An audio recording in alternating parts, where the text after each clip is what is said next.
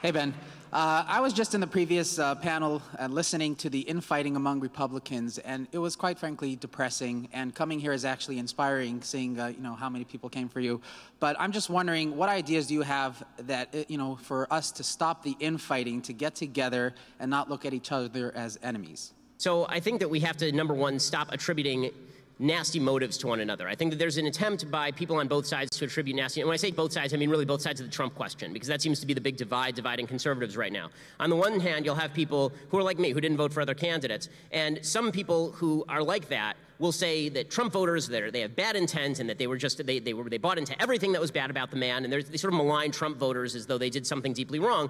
I never said that. I don't believe that. I think most Trump voters voted for Trump not because they loved all the bad things about Trump, but because they thought that Hillary Clinton was the worst candidate in the history of the Republic.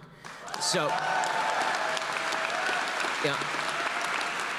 And on the other side, I think that Trump voters would be wise to look at some people who are very uncomfortable with Trump and say, maybe there's a reason people are uncomfortable with Trump, and maybe we'd be better off, instead of embracing all of his stupidities, instead of saying that he's playing 987-degree underwater, upside-down, hungry, hungry hippos, right? Maybe instead of doing that, maybe we ought to just say, listen, some of the dumb stuff he's doing is dumb. Some of the good stuff he's doing is good. Like, it's so weird to me that we're even having a debate at this point, right? The election already happened. He's the president. When he does something that's good for conservatives, we should all cheer. When he did Gorsuch, I put on a MAGA hat.